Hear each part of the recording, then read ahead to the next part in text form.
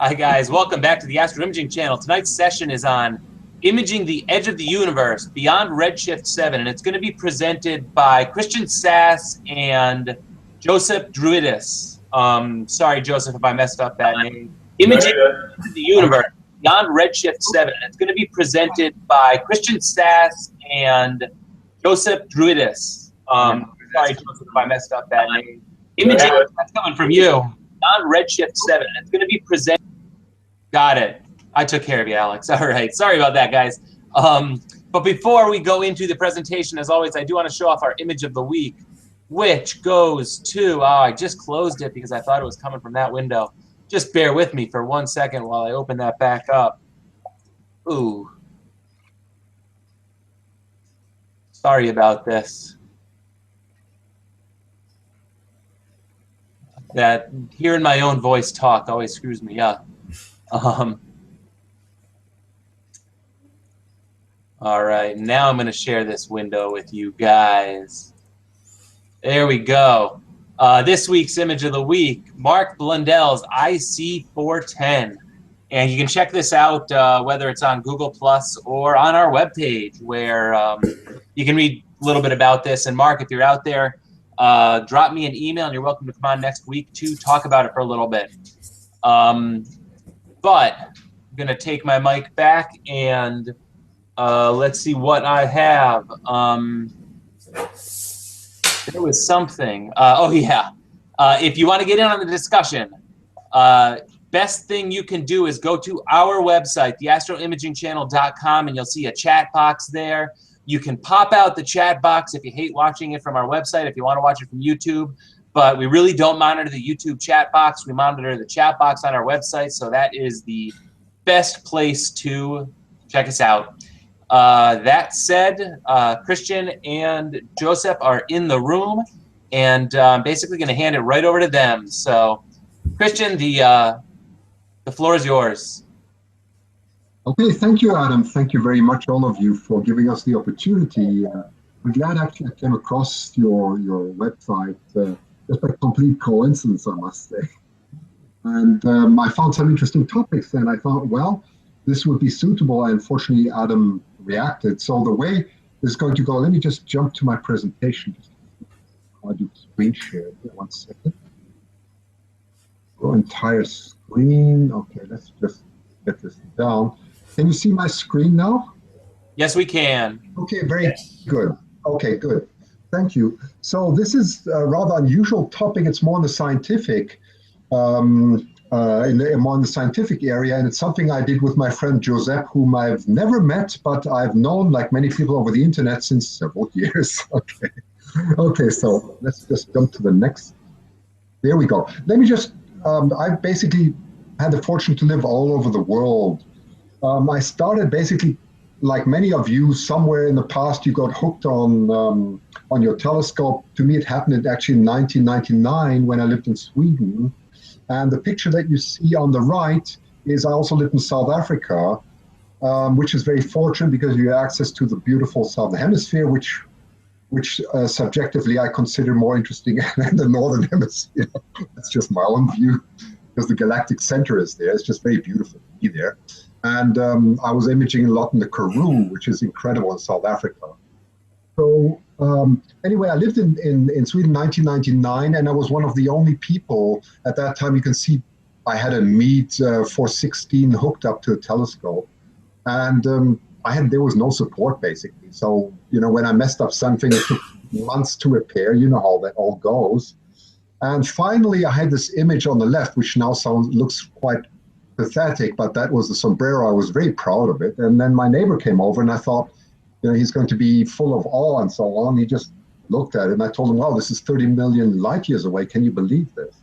And all he did is he looked at the sky and said, well, how far can you see with that thing? Yeah. Well, I was completely stunned.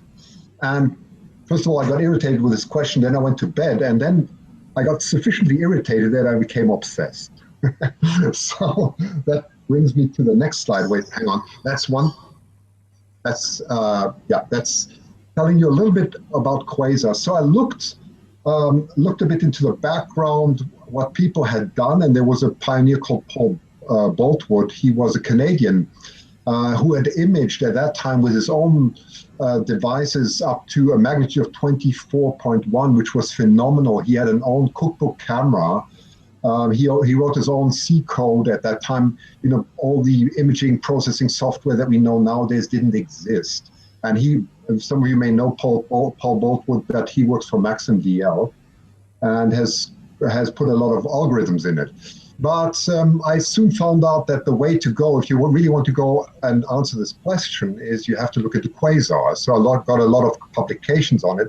And what's interesting about quasars is they're the most luminous objects that we know that can be very far away, and they typically have the diameter of our own solar system and a luminosity that exceeds 1,000 times that of our own galaxy, or sometimes 10,000, which is quite incredible. And it's caused, as one now understands, by a rotating accretion disk around a supermassive black hole. Okay, not that one has to know that, but that was where my fascination really started. So what are quasars? Really what it is all about is redshift. And everybody knows what redshift is. It has to do with the abundance of hydrogen in our universe. And there is the famous, what we call the H-alpha line, that is the most prominent line that goes from n equals 2 to n equals 1. And it's in the ultraviolet at 121.6 nanometers. And as the universe expands, so does the hydrogen alpha line get more and more redshifted. So what was interesting is that in the year 2000, they were getting beyond redshift 6. And that's what I have basically depicted on the right. That's quite a well-known slide. And so it's important to know, if you have a redshift of 2 or z equals 2, then it means that your hydrogen alpha has gone double, and so on and so on. Okay, and very soon you end up in trouble if you want to go very far with your sensor. You get into some problems. Okay, so what's the significance of z equals 6? Well, it's very interesting from a scientific point of view, because it's amazing. You look at something. Okay. Here's a question. Just tell me. Okay, z equals 6. What's okay, and let me go on. So if you go, there's something interesting about z equals 6, and that's what happened in the beginning of 2000, is you start entering what we call the reionization phase of the universe. And that is sort of what happened, what one believes happened, is that if you go right back, after the Big Bang, came the dark ages, where the universe cooled down and you had neutral hydrogen, and then for some reason or another, probably through the formation of quasars and galaxies, the reionization happened. That means that hydrogen got excited again, started emitting light, and there was a lot of neutral hydrogen that would absorb a lot of this light. And as it got more and more ionized, to the surprise of everyone, so more and more light would get through. And so we are actually looking, if you go at z equals 6 and beyond, you're looking at the epoch of reionization, and it sort of ends just after 6 or 5, redshift 5, and you come into the universe that we very well know nowadays. And this is just another curve that's quite interesting, just to show you the mixture of neutral hydrogen in relationship to the ionized hydrogen. You can see it goes exponentially up at about 6. That's what they found out, and that's why this is so interesting to see, study the quasars at redshift 6 and beyond, because you learn a lot about the phases of the universe, as you look back in time. Okay, so Ken Crawford, whom I'm sure you know, he's a very successful and very well-known amateur astronomer. He's not only done the most amazing images, but what he also did, and to my shock, in I think that was in 2008, he published a paper in Sky and Telescope and basically stole my idea. Well, it's not my idea, but my ambition. Okay, so what he did was he started looking from his backyard at distant quasars, and he came astoundingly with a beautiful result. imaging a quasar at Z6.04. I actually talked to Ken about this, afterwards, and he joined one of the shows. Very, very interesting background. And he did a lot of great research. This just shows his setup in his backyard. He did a total imaging of 4.4 hours. I did some analysis on a sensor. And at that time, he was using a sensor from Kodak, which was a 6303E extended sensor. And you can see the spectral response on the right. Well, you can't quite see where it's, maybe where the whole wavelengths are going. Let me just get better. But I don't know if you can see it. It's probably not doing that, but it tails off at about 1,000 nanometers, and it turns out that he was imaging at an efficiency, a quantum efficiency of about 22%, as what I could work out from 900 nanometers onwards. Okay, so he was using the tail of that.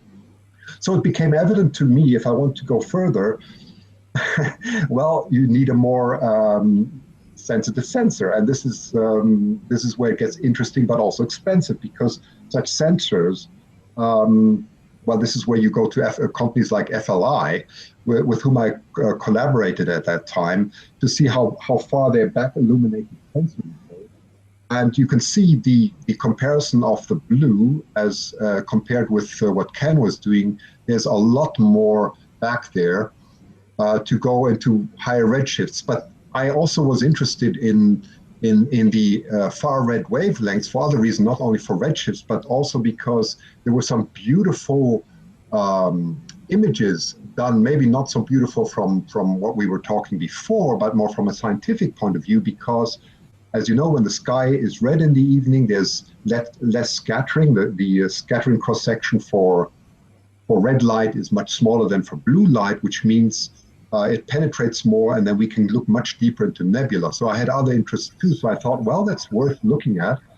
And this particular sensor is a back illuminated one. Back illuminated basically means it's a very, very thin slice so that light can penetrate all the way to the back. It is highly sensitive, but has the disadvantage that you have to go to incredible cooling, as I found out. I first completely misinterpreted the sensor. I remember the first time when I cooled it down to -20°C, and I had incredibly much noise. Well, that was bad user. You have to cool it about down to -30, -40 until the signal to noise ratio gets so that it becomes interesting. Okay. So, and then the hunt went on. I then, because I live in Vancouver, which is the worst place you can possibly do amateur astronomy from. So it became clear to me that it has to be done remotely. So that's where I got into a company called Global Rent Scope, which later became my telescope, and I became an affiliate there. And the first telescope I used, and you may recognize this, is a sort of a Newtonian astrograph. Beautiful instrument, but it didn't work. Now, actually, the astrographs have improved a lot, but we had a lot of flexure problems and so on. And I tried imaging a quasar. I spent days, weeks, months on it. I was not successful. So in the meantime, as I said, I know nothing against astrographs. They really have incredible instruments. We have one at iTelescope too, and they work very well, but at that time, maybe it just didn't work. So I went all the way to Spain, and I worked together with iTelescope in Spain and implemented, and I bought this wonderful plane wave, and I'm very fond of plane wave. I actually went to plane wave in California and discussed the whole project with them, how we could set this up. So we came with a setup, and we looked at different mirror coatings, but it turned out to be a very much off-the-shelf plane wave, and I mounted the FLI camera onto it. And then the object that I found in Spain after some time was the one that is marked in blue. And so you do some scientific research, and there was one with redshift 6.43. And so I looked at the details, whether it would be suitable, and I found out that that approximately there where I would be imaging it, it would have, if you look under I, that's sort of the back end region of sensitivity that we're looking at about 1,000 nanometers. is corresponds approximately to a far red magnitude of 23.3. So I knew what I was looking for. And this just shows you have to watch the spectrum, because what is incredible here is you can see this drastic cutoff. There is basically no spectrum to the blue part, which is to the left part of the Lyman alpha line. It's just been absorbed like crazy from the neutral hydrogen in the universe, and that means that you really are only imaging at the edge if you want to get it done at all. And so after some time, I did 15 hours of imaging, which was actually far too much because I was so worried I wouldn't get it again. And to my surprise, it appeared. You can see it on the right.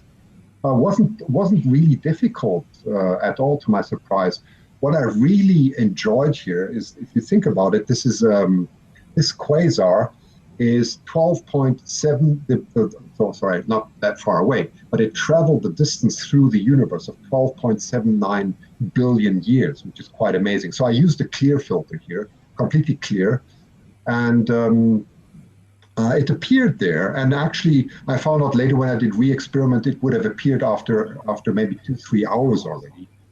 But what is amazing about the image on the left is these are all galaxies. Every single object there is a galaxy, which is really, really stunning. So it was for me after many years. I started that in 2000. After 11 years, I finally came there. A lot of sweat and a lot of money that went that way, but it was fun. Joseph will talk a lot more about that because I don't want to take too much time here either, but he's going to talk much more about the sensitivity. So anyway, I did the usual analysis, and it appeared no matter what type of clipping you would use for stacking, and I even published all the data for others to reproduce to make sure, if somebody found an error in mine. But anyway, that was the beginning. Ken Crawford had a look at it, and it seemed to be valid. And even I found out after 75 minutes, it already appeared. So it's actually very easy to detect if you have the right sensor. Now, the sensor that I'm talking about is only 1 megapixel. It's not for imaging. It's really, really for deep sky research. But there's one other, I'm just mentioning Aladin quickly, which many of you may know. Yeah, it's a free software that you can download, which is wonderful if you're looking for objects, because you can just import your astrometric calibrated image into Aladin, and you can really be sure that you're hitting the correct objects. But what is interesting is just the amount of galaxies, and what I found even more fascinating, and most of these objects that I had weren't even in the database. So what else can we do? That's just the final part I want to say before I hand it over to Joseph, which is really interesting. I found at that time, I was interested in looking deeper into nebula, and I found a very interesting false color image of the Dumbbell Nebula, taken with a huge telescope again, from the Lawrence Berkeley lab. And what they did, if you just read the second paragraph, is they were using a sulfur 3 filter, which probably none of you know, because I mean, there's so many lines, and especially in the far red, we would never use these. And there was a helium-2 that you used at 1012. And what was just so beautiful for me about this image is that you would see from the background all these stars appearing through the Dumbbell Nebula that you simply don't see when you cut imaging off at the normal CCD sensor, which goes about to 850, 900, and maybe a little bit beyond that.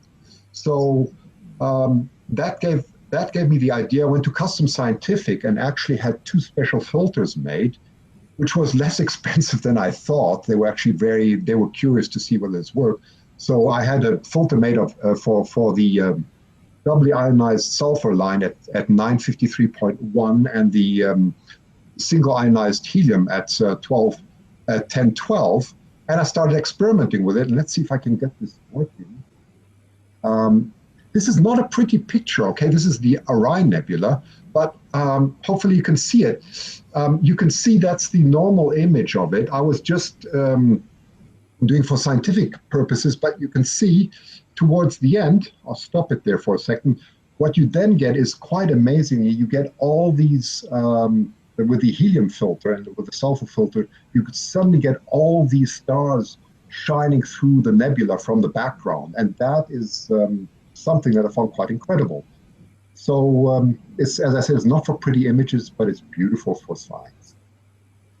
And that's basically all I have. And yeah, then I'll hand it over to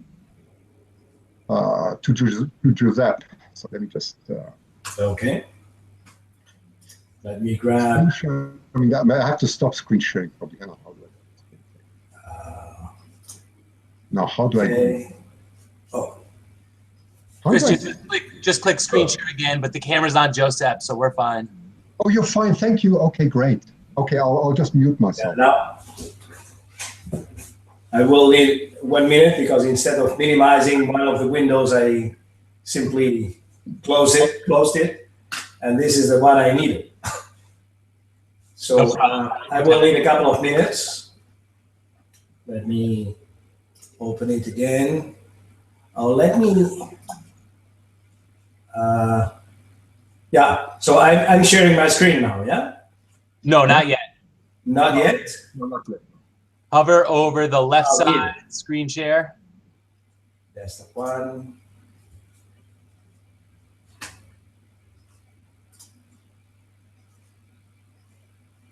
There Does you it go. work now? Yes. It's I'm working. not seeing my screen, but okay.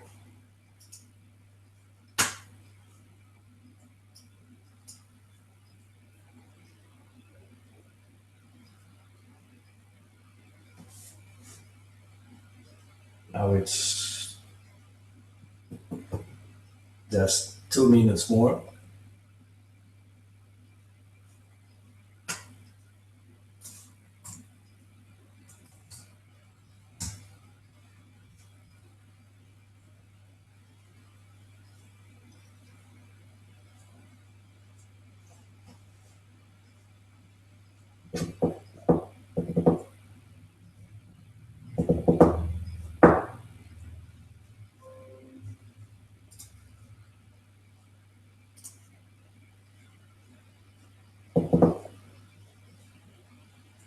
Now,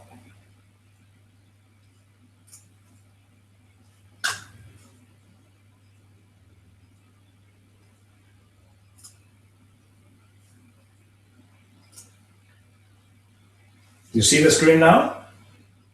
Yes, we do. Okay, is it clear? Yes, it is. Okay, well, then what I will take over then from here from Christian, and I will I will make a brief introduction of what brought us to work together and what we were doing before that separately and then jointly. So, in fact, when we speak about quasars, we speak about active galaxies. So all quasars are embedded into a galaxy. So in fact, when we say that the quasar has a specific diameter close to the solar system, this is totally true, but this is the region that is the lighthouse of this galaxy. So in fact, there is a huge galaxy around this quasar, and this is needed because it is what is feeding the black hole, and therefore this is what is more or less used as a fuel for the quasar. So active galaxies, I say this because we have not only imaged quasars, but also other kinds of active galaxies with high redshift. Anyhow, we have 5 types of active galaxies: the BL Lacertier objects, the quasars or blazars. They distinguish one from each other because the blazars are usually embedded into elliptical galaxies instead of spiral galaxies like quasars. Then the Seyfert galaxies, which are active galaxies, they vary in intensity. They are brighter than the normal spiral galaxies, but they are not that bright, at least not comparable to quasars. So we will be able to imagine, to get images of Seyfert galaxies, but only if they are close enough. Then there are the liners, the low ionization nuclear emission line region, which are very faint, and the radio galaxies which are active or which are bright, mostly in the radio region, which is not the object of this project. So they differ in different aspects of their configuration, but they usually are differentiated through their spectra. So here you have the spectra of a BL Lacerti object, which are usually flat, high flux, but usually flat. So it's more or less like a continuum. Then you have the two kinds of Seyfert galaxies. You have the normal quasar here, and then you have the liners and the radio galaxies here on the right-hand side, and a normal galaxy, which is also more or less a continuum with a, let me say, less emission below the blue.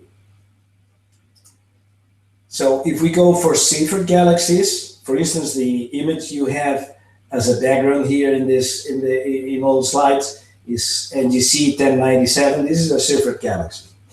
So they host supermassive black holes in their nucleus, which are about 10 to 100 million solar masses, compared to a normal spiral like our Milky Way, which has a black hole, supermassive black hole, about 2 to 4 million solar masses. So having 10 to 100 is about 10 to 100 times the normal spiral. They vary in intensity, so their intensity is variable, and they are bright enough to be imaged, but only if they are close by. So then in this project, we will take only the two first types, which are the BL Lacerti object and the quasars. So just to have an example, this is NGC 1097. This is NGC 1365, which is also a Seyfert galaxy, Seyfert type 1, I think I remember. And if we look for a detail on NGC 1097, you see here this circle close to the center of the galaxy. This circle close to the center of the galaxy is what reveals the presence of the supermassive black hole. This is rotating very fast, and therefore this is why this structure appears here. Where do we find suitable objects? Because we have to speak about the suitable objects, but we also will speak about the specific telescope and camera to be used. So for redshifts below 7, so up to 7, the SDSS, data release 9 or 10, so the Sloan Digital Sky Survey, that data release 9 or 10, this is enough. So you can search for objects that have a spectrum, and if you put, let me say, between 6.5 and 7, then you get a bunch of galaxies and quasars that are within this margin, and then you can start imaging. But above Redshift 7, there's nothing in the SDSS. Then you have to get a hold on specific high redshift object catalogs. And we got one through Richard Bowens in October 2014. Richard Bowens is one of Christian's friends. Christian has a lot of friends, and it's always useful to get his assistance in that. So then we have to take into account what kind of camera and what sensitivity do we need? We have two emission lines that are useful for our purpose. One is the hydrogen alpha, and the other one is the Lyman alpha.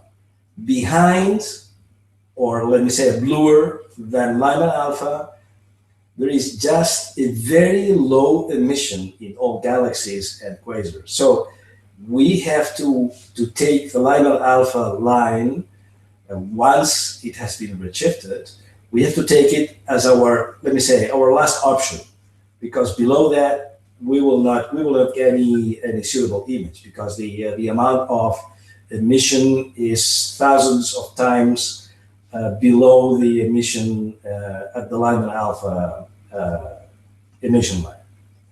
So for redshifts below 1, we could still use the hydrogen alpha, but above 1, we need to detect these objects through the Lyman alpha. And between 1 and 3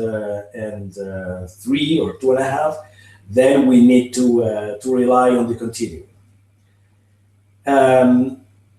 Please take a look at the redshift 7 and 8, in which Lyman alpha is well within the infrared. So we need a camera that is able and capable of detecting at those wavelengths, which are wavelengths at which the normal cameras that we usually use for imaging, or even the 6303 used by Ken Crawford, as Christian mentioned. These are cameras that are not suitable for that, because at those wavelengths, the sensitivity is either 0 for the normal cameras or very close to for the 6303. So we need a different camera already. This is something that looks familiar for you, because already Christian spoke about this. This is the 6303 profile here against the wavelength, and this is the quantum efficiency. And this is the PL4710 that is present in his telescope, in his 17-inch telescope in Australia. So you can see that even at 1000 or at 1050, this chip, this camera still has some sensitivity, or at least enough sensitivity as to get an image detecting this high redshift galaxies. So this project was initiated totally separately by Christian and me. He was working from Canada with his telescope, either in Spain or in Australia. I was living there in Barcelona, which is Spain, and I was working first with my telescope and then with Christian's telescope without knowing him. So then in 2000, so he imaged his quasar in 2011, I think I remember. I imaged a galaxy with a redshift of 6.70, and then we were put into contact by the people at itelescope.net, and then we started working together. So we finally got, or let me say, joined our object lists. We got 23 objects ranging from redshift 0.03 up to redshift 7.487. And we put ourselves a restriction, and we said that we would only use amateur equipment. And by amateur equipment, we defined anything that can be bought off the shelf. So anything that you can buy in a shop, in a store, or online or whatever, then this is amateur. Everything that is custom made, then this is professional, and then we didn't want to use that. So out of the 23, we got 15 objects. So which means about 2/3. And before going to the results, which is the next slide, I would like to say something about the cosmological significance of what we did. So already Christian introduced the sequence after the Big Bang to nowadays. But just to put it into context, we have the inflation period, which was extremely fast, 10 to minus 32 seconds. Then we have the background, the cosmic microwave background. Then the atoms get neutral, so they collide with the protons collide with electrons, and they get neutral. Then they form first stars, population 3 stars, and then they reionize their environment. And then this reionization period starts by redshift about 20 and ends by redshift about 6. This is something that Christian already mentioned. And we were aiming at all kinds of redshifts, but specifically and especially redshifts above 6, which is within the reionization period. This is a bit more difficult to get an image because then the transparency of the universe was less.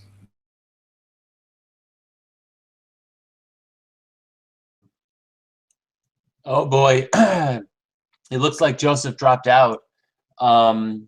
I hope he notices he drops out, because we all have a tendency to just keep talking when something like that happens.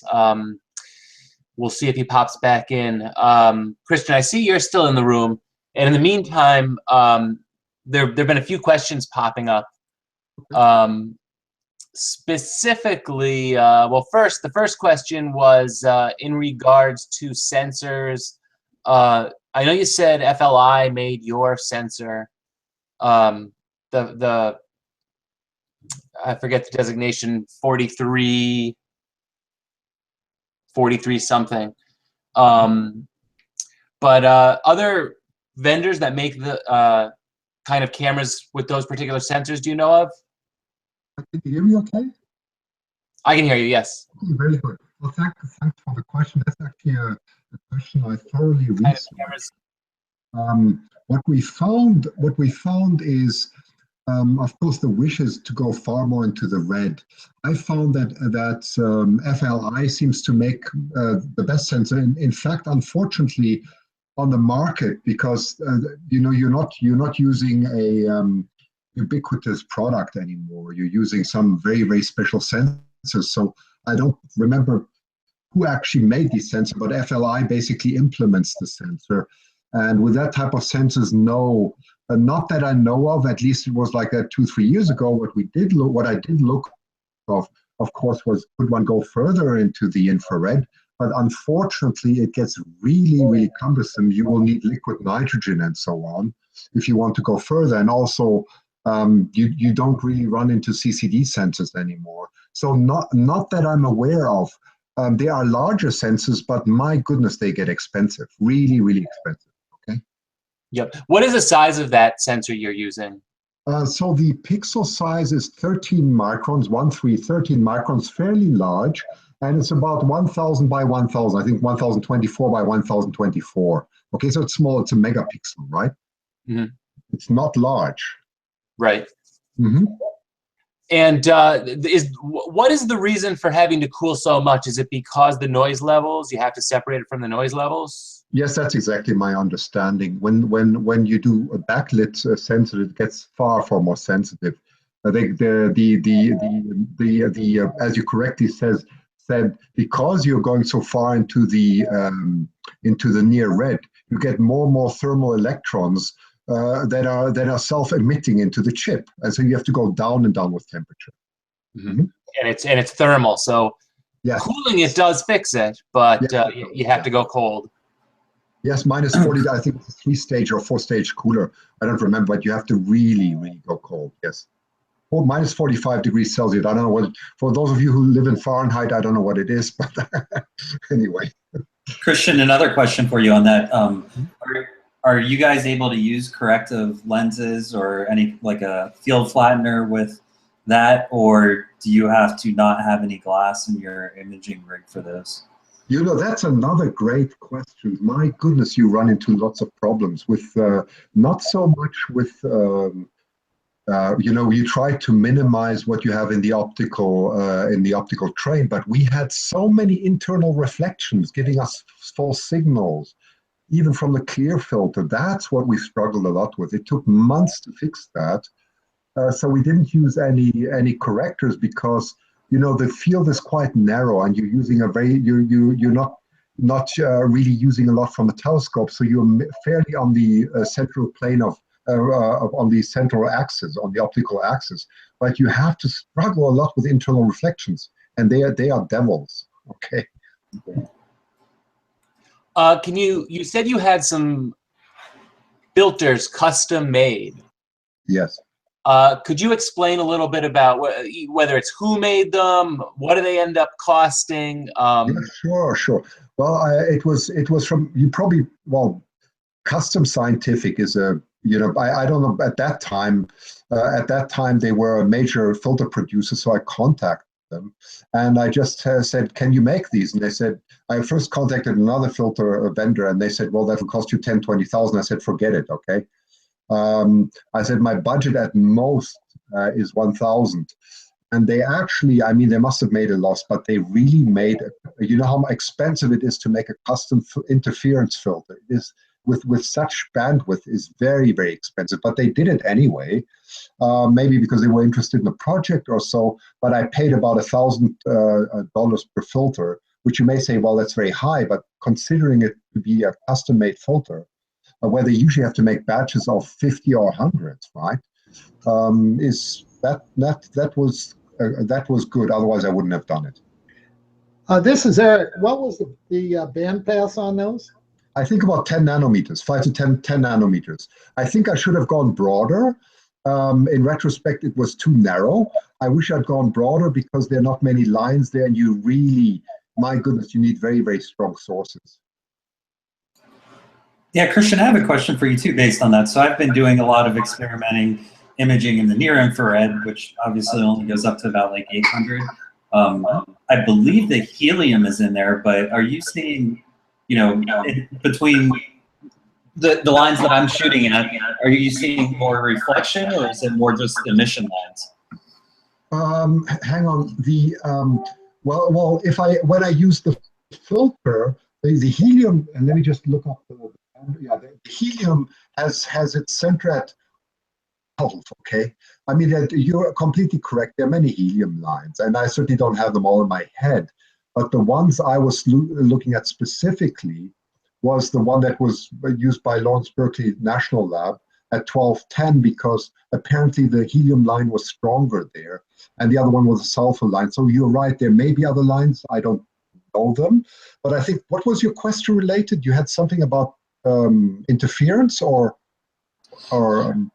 No, I was just trying to understand if when we're imaging at those longer wavelengths, that no, I wasn't imaging quite as long as you, but if we're seeing more reflection nebula, or if we're seeing mostly kind of weaker emission nebula. Well, these are really not reflection. This is mainly emission, and a lot of this is coming actually from stars. You know, so in this case, if you look at the Dumbbell Nebula that I showed before, what you were looking at is just the helium 2 lines from the star, from the photospheres of the stars themselves.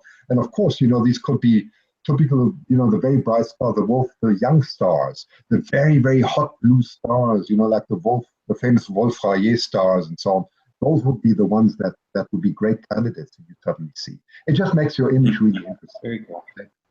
Mm-hmm. I do think Joseph came back into the room. Sure. Joseph, Good. are you there?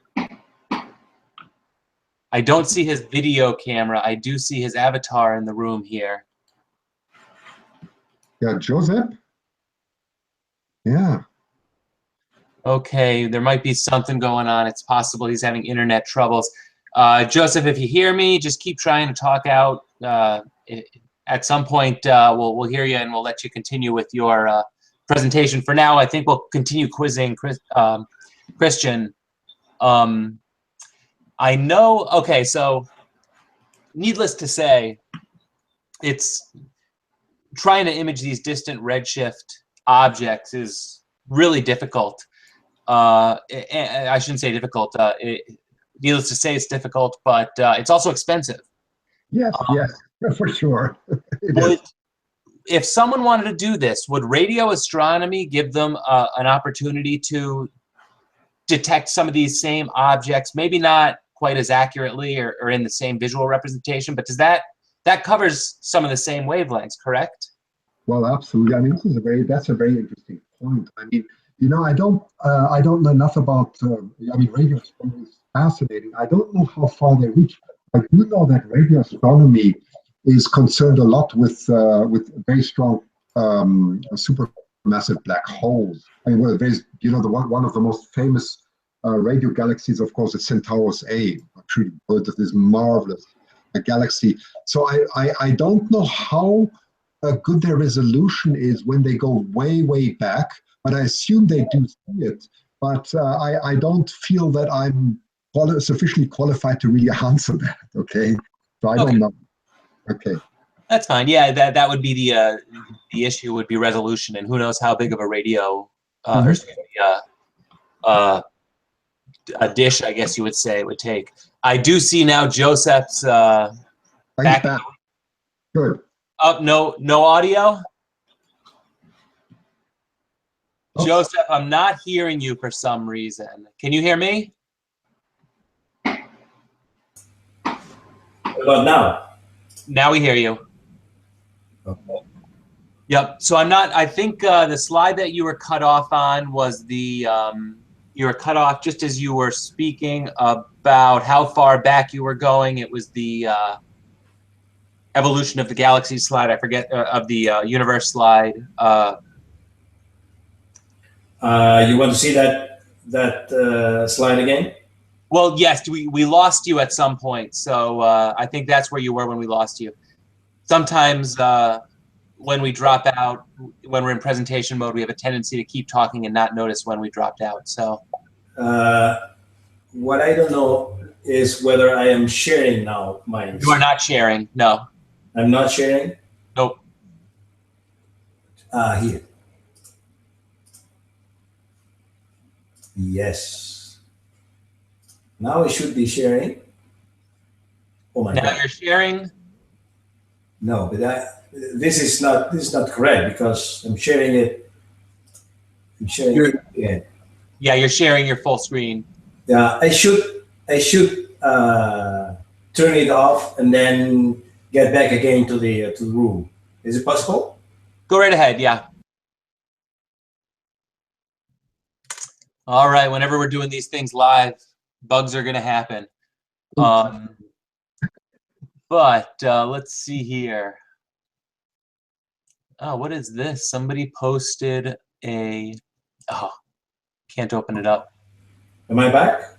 You are back. Yes. Good. Let me try to share the screen again.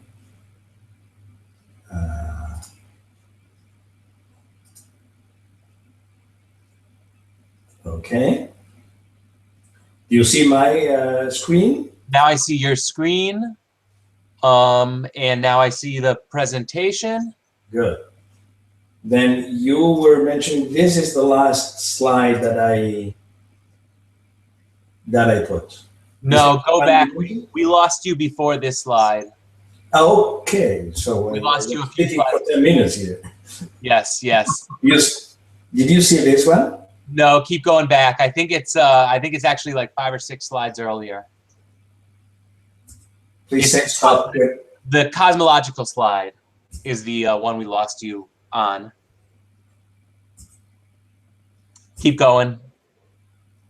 Right there. Right here? Yes, we lost you toward next slide. There you go. We lost you towards the end of that slide. Oh my God! I was speaking for more than 10 minutes. You never know when you're staring at a PowerPoint presentation. No problem. No problem. So I was saying here that the reionization period is quite important because it is not as transparent as before or after that reionization period. So, and we are aiming this period goes between redshift 6 and 20, and this is what we were aiming for. So these are the results. The project had a list of 23 different objects. We got images of 15 of them. And I started with this one, which is Markarian 421 with a redshift 0.03. So receding at just 3% of the speed of light, and its light left about 400 million years. Do you hear me still? Yes, we do. Good. I will keep on asking. Okay.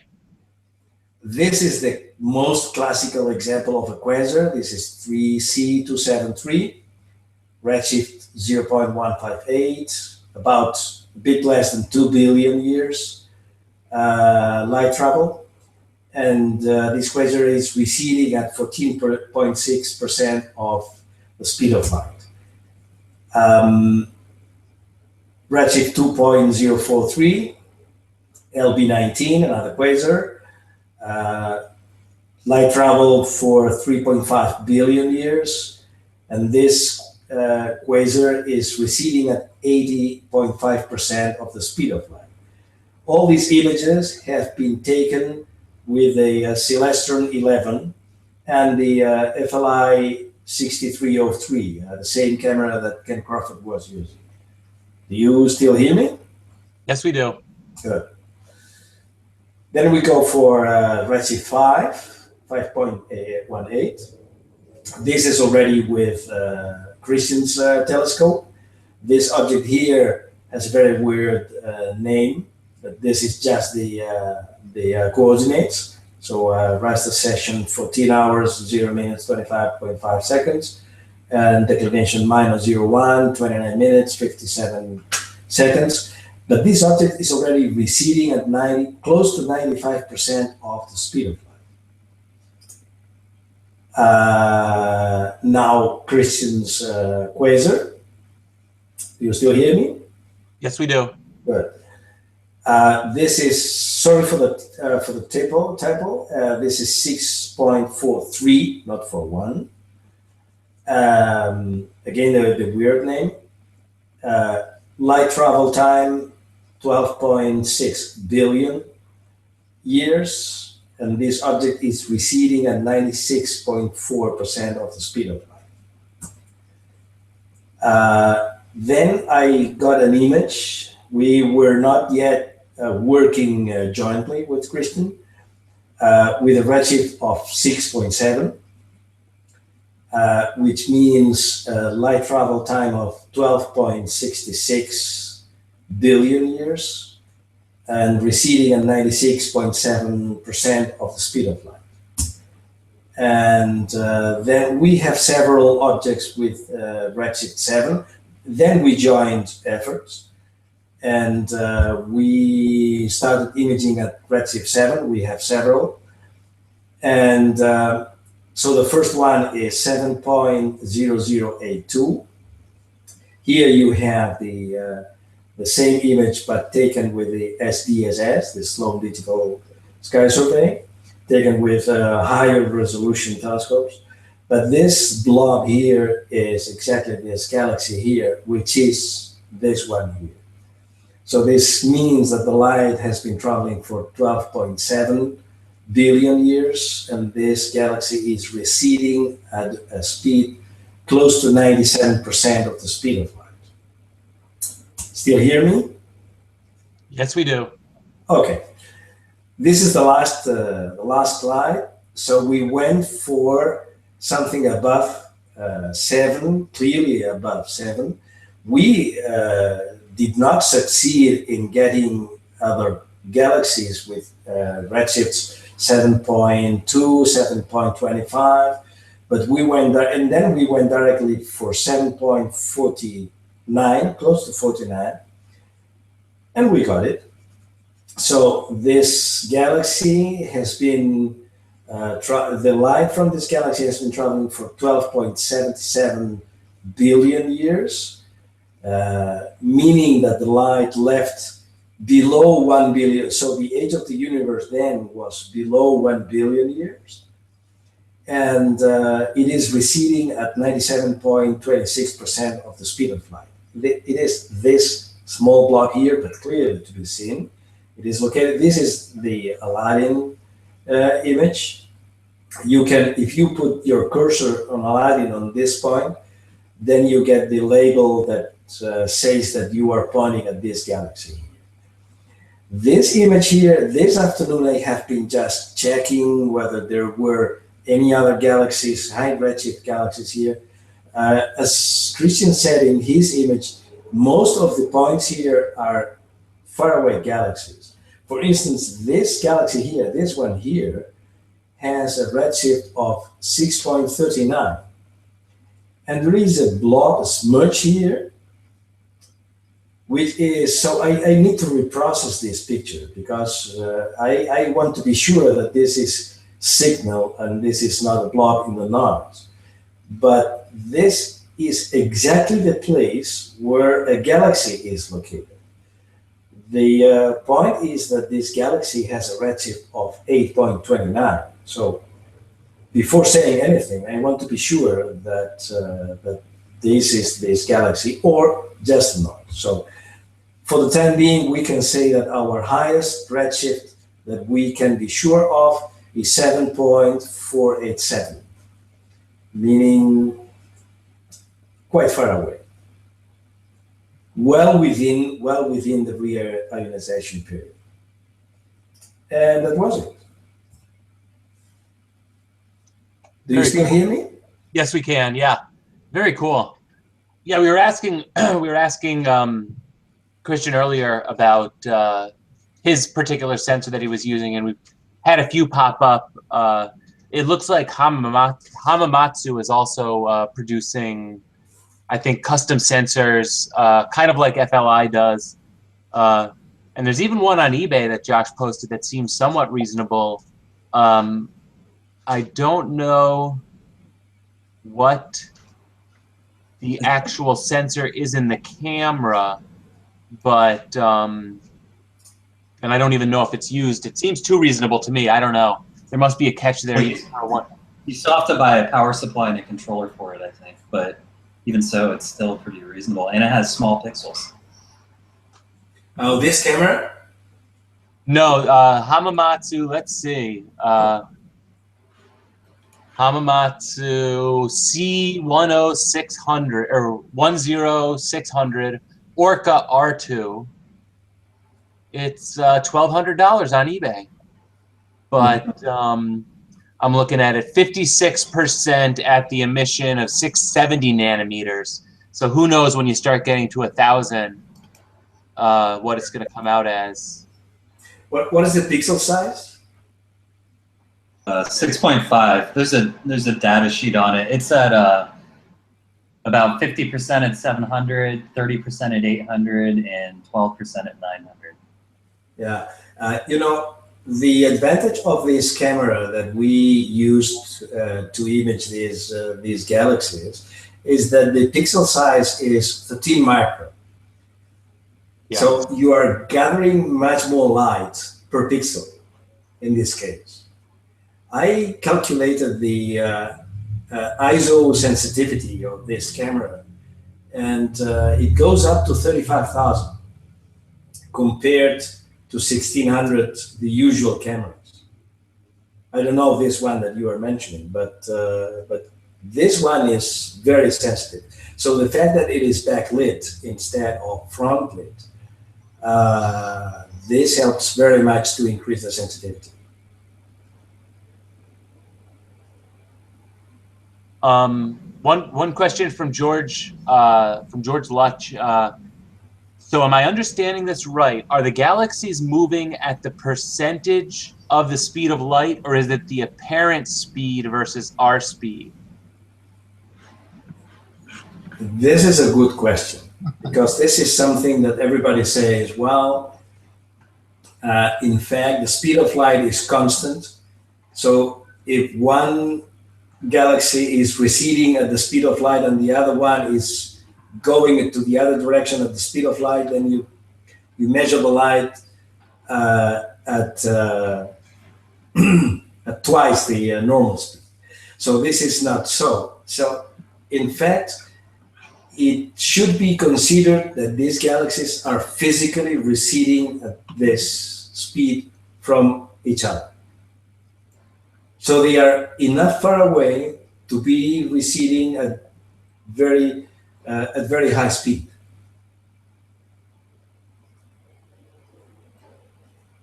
So the answer should be yes. They are receding, physically receding at this speed. So in fact, this is the Hubble's law. Hubble's law says that the speed that they recede is proportional to the distance. So they are extremely far away. They recede at extremely high speeds. Does this answer your question? I think it probably does. And of course, yeah, and we're all kind of amazed by it. So can I ask another question?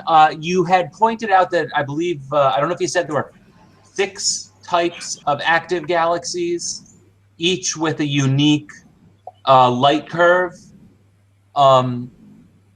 Do you actually measure the distance using your own data, or do you rely on Aladin's measurements?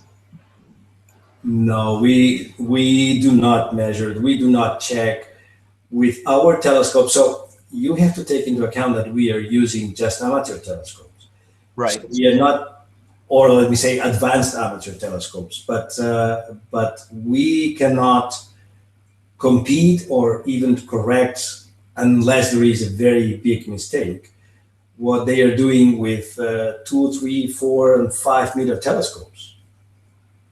Right, right. So this kind of measurements, so if you want to have a precise measurement of the redshift of one of these galaxies, you need to measure with a high precision, you need to measure the spectrum. Mm-hmm. So at this point, we are not measuring any spectrum. No. Right. You're just taking. Of course, with this telescope, we would never have enough precision to measure a telescope to correct the measurements that have been done with other higher telescopes. Right. One thing I've always thought is obviously spending other people's money, but if you could have custom narrowband filters made of, say, every 10 nanometers over 1,000, you might then be able to, using the relative amount of light coming in, determine the distance. But in that event, you're literally taking a lot of images at a particular wavelength, and then going a little bit further and taking it, and then going a little bit further and taking it. In essence, seeing where the expected luminance is coming in. Because and the reason I bring that up is I know a lot of these galaxies, well, when we shoot galaxies nearby, relative term, you might shoot H alpha in it, and you might see a good portion of H alpha in it, Andromeda, for example, or M51, for example. But if you shoot distant galaxies with a narrowband filter, the H alpha is just redshifted way out of there, so there appears to be no H alpha, even though you know there's H alpha in the galaxy. So I've always wondered whether the same premise would work with distant galaxies to somehow give you a measurement of it. But of course, then you have to get the light curve probably to be able to determine what type of galaxy it is and the distance, or measure the shift, which probably takes a NASA budget. No, what you say is very accurate and very logical. So in fact, Christian and I are using. So we are involved in a different project involving brown dwarfs, and this is the way to detect them. Yeah, taking images with different filters, and then at a certain point they light up. But if you are increasing, so this works because you need just to detect them. Using the same method for galaxies would, so 10 nanometers, as you say, which is very narrow if you consider, so if you have to increase just 1 nanometer per filter, then from 700 to 1000, you need 300 filters. Yes. Which is not payable, let me say. Yes. Can I just add something? And then going 10 by 10, then it's not enough. Then the resolution is very low. Okay. Then it is not comparable to the resolution that the larger telescopes get. Okay. Christian, I know you wanted to say something? Yeah, Adam, unfortunately, from a science point of view, it's much more complex. If you read the scientific papers, if it were just the edge we were looking for, it would be very easy. Unfortunately, through the reabsorption, through the whole Lyman alpha forest and so on, it is incredibly difficult from Redshift, from far galaxies, to actually determine the distance. They are all scientific teams verifying that. So even if we could, we would just get an integral signal that means very little. So it takes, they compare one spectrum to another and so on, and there's a lot of calculations and so on going on. So it's unfortunately really complex. Mm-hmm. That's why in most cases we leave the science up to the scientists. But it's definitely cool what amateurs can do. Sometimes it takes a little bit more than an amateur budget, but it's just so impressive what we can do these days. Looks like Michael Fields, I think this is just a comment. Well, the universe is expanding, so it isn't that those galaxies are actually traveling through space. It's the space between us and them that is expanding and increasing the distance that fast. Yes, that's a good point as well. Yeah. May I answer? Go ahead. So the answer is yes. These galaxies are traveling through space. We are traveling, so we don't notice it because we are, let me say, on top of a horse.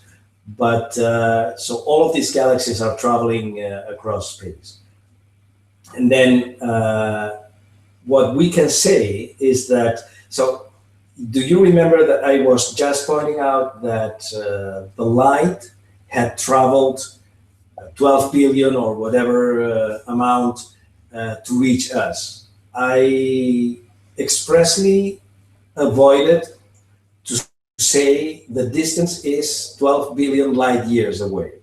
Yes. Because there is this so-called co-moving distance. The co-moving distance means the 12 billion light years away, that should be, plus the expansion of the universe.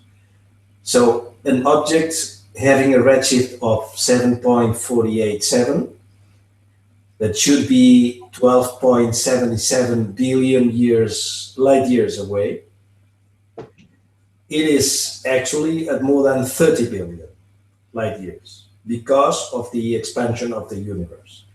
So the final expansion is higher because the space is expanding and it takes the galaxies with it, let me say. Yep.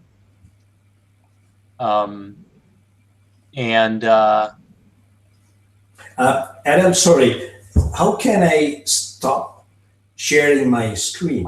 Just re-click the share button. Re-click? Yep, click the share button again. There we go. Now we see you. Oh my God. That was simple. Yep. I promise not to do the same next time. Now, James is asking a question. Would an object with an extreme redshift, say 99%, okay, so this is kind of getting back into what you were just talking about. Would an object with an extreme redshift, say 99.9% the speed of light, be almost impossible to detect? With our equipment, for sure. Yeah. I can see that Christian is smiling. But yes, so it would, for our equipment, for Christian's equipment, this is not possible. Because 99.99% speed of light would be a redshift of about 100, which is too much. Yeah. Too much. So the Lyman alpha, remember that behind the Lyman alpha line, there is nothing. So the hydrogen alpha goes away, but behind it, you still have the Lyman alpha.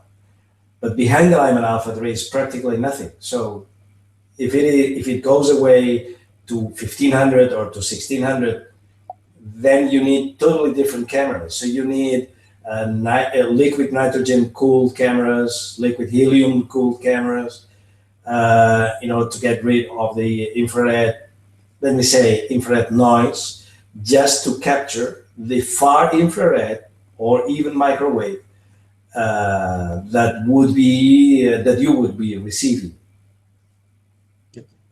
And as interesting as our hobby is, the one thing that drives me nuts, and I think will drive astronomers nuts forever, is there are parts of our universe that are beyond our reach. With even the best equipment, there's just at our current point in time, there is stuff we cannot see. And 90%, yes. I'm sorry, what was that, Christian? We're talking about 4.9% is what we see of the universe. It's incredible. Right. There are about estimate is 1 trillion galaxies, each containing at least 100 to 400 billion stars. That's just an approximation. So you can add all the zeros, and still that's only 4 to 5% of the total universe. Isn't that crazy? Yeah. And I mean, you look at something like the Hubble Deep Field, and as impressive as it is, you're just not seeing much. And it's no reason to shun astronomy, but we're at a point in time where there's just stuff we cannot know. We still have to assume that the laws of physics are the same throughout the universe. We're forced to assume that, but in some sense, we just have to hope that. And I've even heard a famous cosmologist say that. Who was it? I forget his name.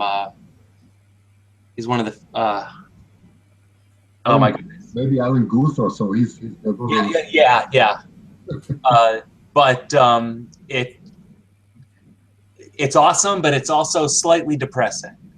Yeah. Yeah. Well, if I may say something, just as a joke, of course there is part of the universe that we will never be able to see because it is receding at a speed that is higher than the speed of light on different parts.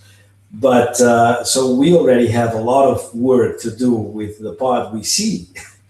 So I would not weep or cry for the part of the universe that we cannot see, because we already have a lot to see with the part of the universe we really can see. Yes, I definitely agree with that. Yeah, and it's you can learn a lot just with what you can see. But it's science. Once you answer a question, 100 more questions pop up. That's correct. And then you have to start working on those. Yeah, let's hope the JWST goes up soon, which that's we're waiting on NASA here. Actually, what is that? NASA and ESO. Mm-hmm. But yeah, we're waiting for the real science to come in. Right. Lots of cool stuff in chat. Theoretically, if we image enough of these throughout all directions with the redshift amount calculated, would it be able to determine the whereabouts of us in the universe?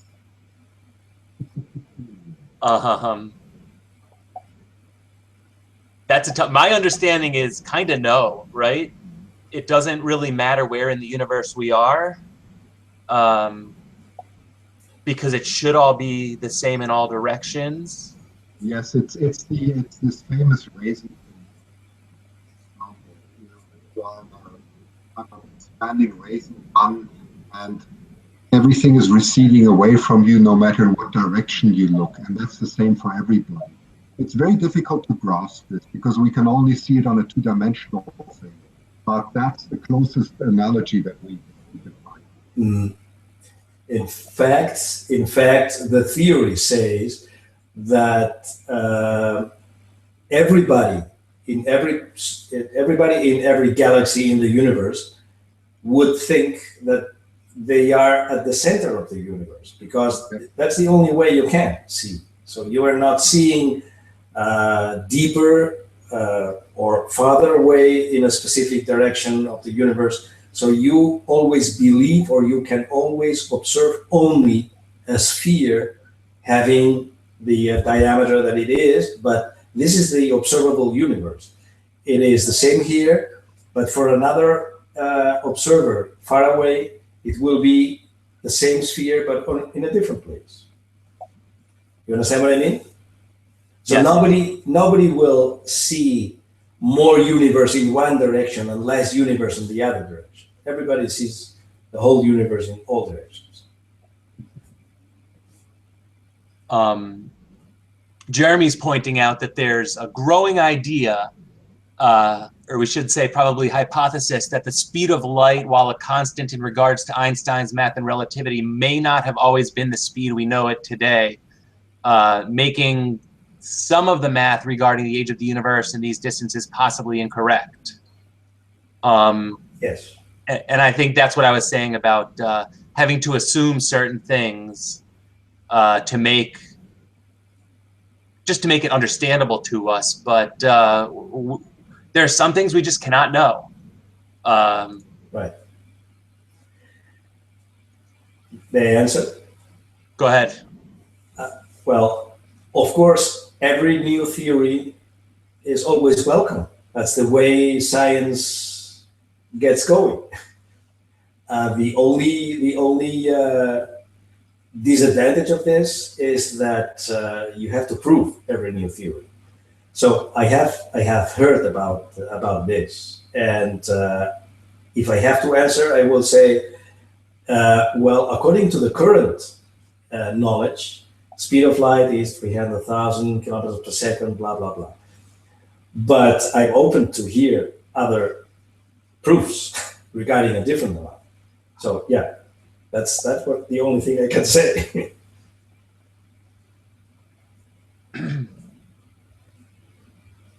Oh, I've got to. All right, James B. Isn't the horizon that we can't see beyond like a black hole but in reverse? Yes. Yes, this is the so-called observable universe. Okay. This is where the receding speed is the speed of light. When the receding speed is the speed of light and beyond, we will never see what is behind it.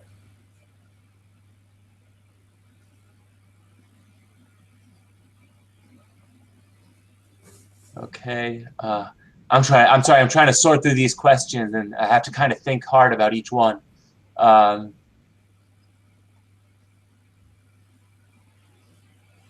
this was a really cool discussion. I'll tell you, the theory of physics and cosmology is really what got me into astronomy. Probably all of you as well. Mm-hmm. And it's impressive, and to me, it's just amazing what you can do with amateur equipment. You're really talking about pushing your gear, your equipment, as far as you possibly can, and getting as close to theoretical physics as we know, Mm-hmm. or as we can basically comprehend. And I'll just say this: the reason I got into what I'll call pretty picture astronomy is because I love physics and I love the theory behind it, but I realized I was only so good at the mathematics, and I wasn't going to be able to figure out the mathematics well enough to satisfy myself. Mm-hmm. So I can dabble in the mathematics, but I can really appreciate the pretty pictures. And when guys like you offer to come on, then it really satisfies me in the scientific sense. Mm-hmm. So thank you. Thank you for coming on. You're welcome. You're welcome. Adam, Joseph, Christian, could you hang on a few minutes after the end of the session? Sure. Another question. Oh, good point. And I should point this out to all of our pretty picture guys out there. There is a supernova in the constellation of Lupus at in NGC 5643. Ooh, and it's a Type 1A. Very cool. So that data is going to be, if you guys are imaging it, that data will be very valuable. I'm sure the pros would like to see that data. Christian, you cut out. What was that? The magnitude at the moment of that supernova. Anybody know? Ooh, you know, I didn't hear you. For some reason, you're cutting out. Oh, sorry, I was just wondering what the magnitude is of that supernova at the moment. Does anybody know? I don't know what it was. I got the notice a few days ago. I wouldn't be able to look it up so quickly, but where did I see it? I'm not quite sure where I saw it. We might have to Google that. Okay, thank you. That's fine. Neil chimed in that it's a magnitude 13.6. Wow, that's bright. That's bright. Sorry, you said 13.6? Yeah, that's good. That's very bright. Yeah. Mitch says that's the galaxy magnitude. It's kind of That's- relaying all these quotes here. Wow. Yep. Yeah, that's the galaxy magnitude. Yeah, so we'd have to look it up. I don't. Okay. Yeah. I'm showing a magnitude of 10.19. I looked it up on the sky. It's NGC 5643. Yeah. Is that for the galaxy or for the supernova? Oh, the galaxy. The galaxy. Okay, so maybe the supernova is 13.6. That would mean it's dimmer than the galaxy.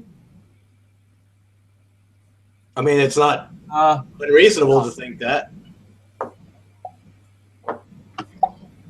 Yeah, but if that's a point source object where the galaxy is a diffuse, so Right. It's spread. correct. That's the magnitude of a galaxy and the magnitude of a star is very different. Right. As far as we can see, not magnitude is magnitude, but when it's diffuse in a,